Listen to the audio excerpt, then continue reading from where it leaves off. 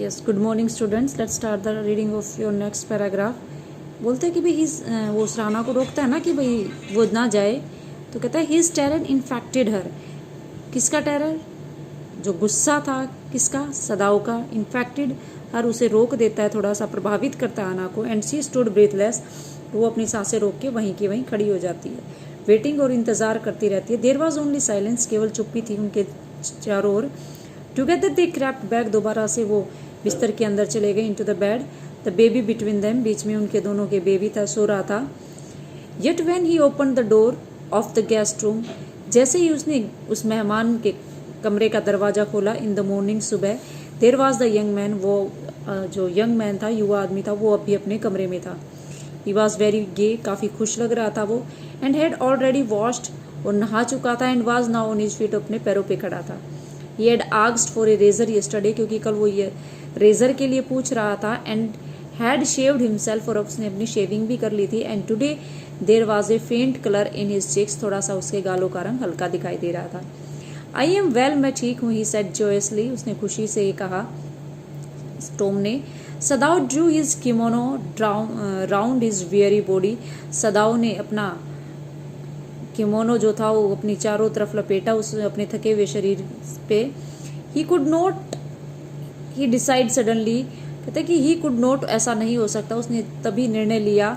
Go through another night, वो कहता है कि अब चलो अगली रात को तो समाधान हो ही जाएगा। It was not that he cared for this young man's life, कहते हैं कि ऐसी बात नहीं है कि मुझे इस आदमी की जिंदगी की परवाह है। No simply it was not worth the strain, वो कहता है कि बस मुझे अपने, मेरा जो तनाव है वो मेरे लिए कीमती है। कहता है कि वो रोज आके देखता था कि भाई आज रात को आए, लेके गए, लेकिन वो रोज मतलब क्या है, उसको अपने बेड पे मिलता। तो कहता है कि इसकी जिंदगी की परवाह नहीं है, मुझे अपना तनाव दिखाई दे रहा है कि मेरा तनाव बढ़ता जा रहा है इसकी वजह से। यू आर वेल, तुम ठीक हो? सदाव एग्रीड, सदाव सहमत होता है। ही लोवर्ड हिज वॉइस, उसने धीमी आवाज में कहा उसने, you are so well that I think if I put my boat on the shore tonight, कहता है कि यू आर सो वेल, तुम बिल्कुल ठीक हो चुके हो। दैट आई थिंक, मैं सोचता हूँ, if I put my boat, अगर मैं तुम्हें अपनी नाव दूँ, ऑन द शोर, किनारे पे, टुनाइट, आज रात को, with food and extra clothing, कुछ खाना दूँ और कुछ एक्स्ट्रा कपड़े दूँ, इन इट, इसमें रख के, you might be able to row to that little island not far from the coast, कहता है कि मेरे ख्याल से तुम चले जाओगे कहाँ पे, उस छोटे से द्वीप पे जो यहाँ बंदरगाह से ज़्यादा दूर नहीं है। It is so near the coast, ये बिल्कुल पास में है। That it has not been worth fortifying, ज़्यादा समय नहीं लगेगा इसमें। नोबडी लिव्स ऑन इट, कोई इस द्वीप पे नहीं रहता। Because in storm it is submerged, क्योंकि वो कहता है कि जब तूफान आता है तो ये पूरा मतलब क्या है, इसका लेवल, जो द्वीप ऊंचे होते हैं बेटा, लेकिन जब पानी बढ़ता है तो वो थोड़े से लेवल में आ जाते हैं, तो जलमग्न हो जाता है वो।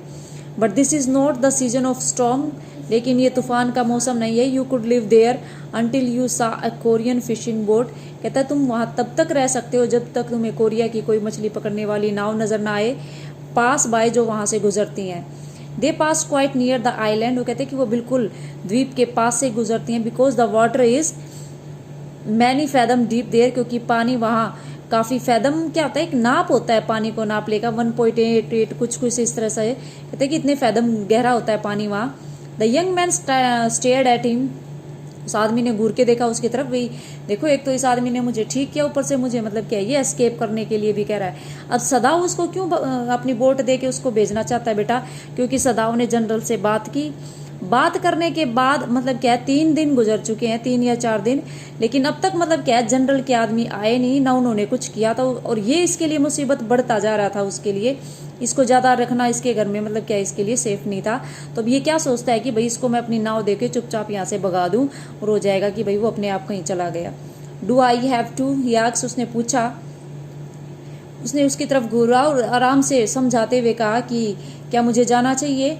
आई थिंक सो, सदाव कहता है, सोचता, मैं तो ऐसा ही सोचता हूँ। सदाव सेड जेंटली, काफ़ी सभ्य आवाज में कहा, यू अंडरस्टैंड, तुम समझते हो। It is not hidden that you are here, कहते हैं कि ये बात छुपी नहीं है किसी से भी कि तुम यहाँ हो।